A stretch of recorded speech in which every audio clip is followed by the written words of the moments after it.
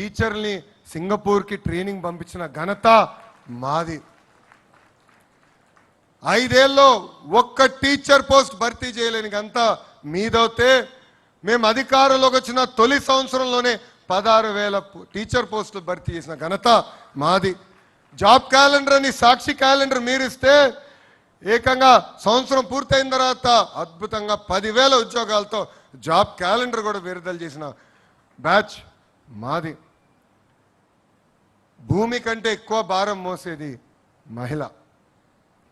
కొంతమంది మహిళలు కించపరిచే విధంగా తెలుగు వాడుక భాషలో కొన్ని పదాలు వాడతారు.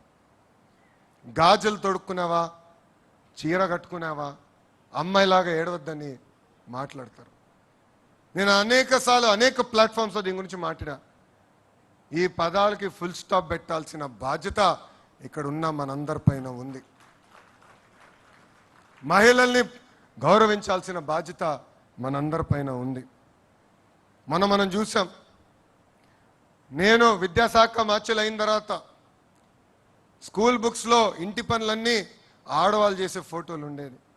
అలాంటిది ఇప్పుడు 50% చేశారు. అంటే 50% ఫోటోలు ఆడవాళ్ళు చేస్తున్నారు, 50% ఫోటోలు మగవాళ్ళు చేస్తున్నారు ఇంటి పనులు. ఎందుకంటే మార్పు మన ఇంటి నుంచి మొదలవ్వాలి. మార్పు అనేది మన పాఠశాల నుంచి మొదలవ్వాలని బలంగా నేను నమ్ముతున్నా. మన పార్లమెంట్లో మహిళా బిల్ కేంద్ర ప్రభుత్వం, ఎన్డీఏలో ఉన్న పార్టీలందరూ మద్దతు తెలిపి మహిళల కోసం రిజర్వేషన్ డీలిమిటేషన్ బిల్ మనం ప్రవేశపెట్టాం.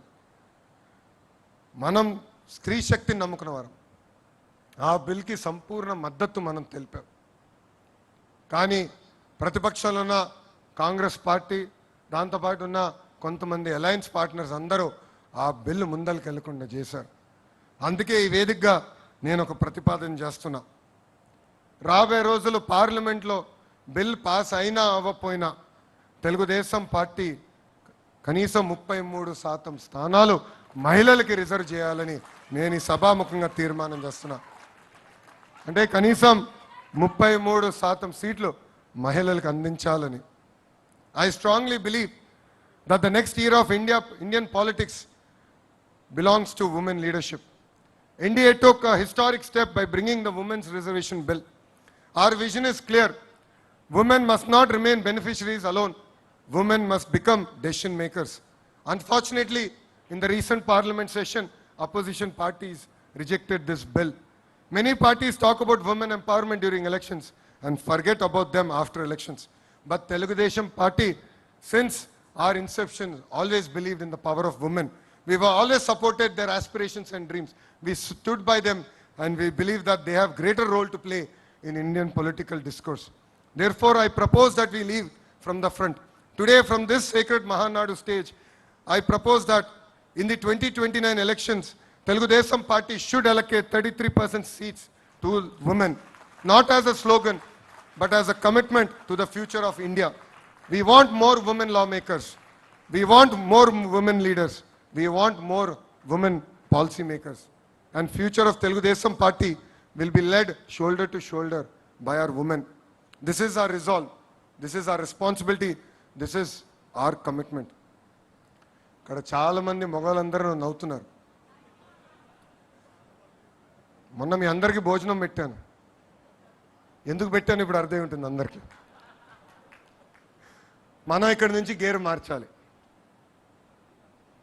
2 సంవత్సరాల హనీమూన్ పీరియడ్ అయింది. ప్రజల ఆశతో మనందరినీ గెలిపించారు. ఒక అద్భుతమైన పరిపాలన అందించాలని మనం గెలిపించారు. ఈరోజు ఎప్పుడు లేని విధంగా సుపరిపాలన మనం అందిస్తున్నాం. లా అండ్ ఆర్డర్ ప్రాబ్లమ్స్ లేకుండా మనం చూస్తున్నాం.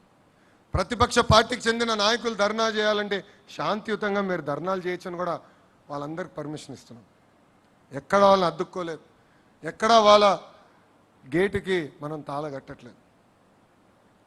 సుపరిపాలన అనేది మన ప్రభుత్వం ట్రేడ్ మార్క్. మనం ప్రతి ఎన్నికల్లో సైన్యంగా పనిచేయాలి. చిన్న ఎన్నికలైనా పెద్ద ఎన్నికలైనా మనం ఒకటే గుర్తుపెట్టుకోవాలి, ఇది మా తెలుగుదేశం, నా తెలుగుదేశం, నా బాధ్యత అని ప్రతి కార్యకర్త ఒక నినాదంతో వెళ్ళాలి. మనం ఒక పెద్ద కుటుంబం, చిన్న చిన్న సమస్యలు ఉండొచ్చు, నాలుగు గోడల మధ్యన కూర్చుని మన సమస్యలు మనం పరిష్కరించుకోవాలి. నేను ఇప్పుడే చెప్పా, నమ్ముకున్న సిద్ధాంతం కోసం నేను కూడా పార్టీలో పోరాడా, ఇప్పుడు పోరాడుతూనే ఉన్నా.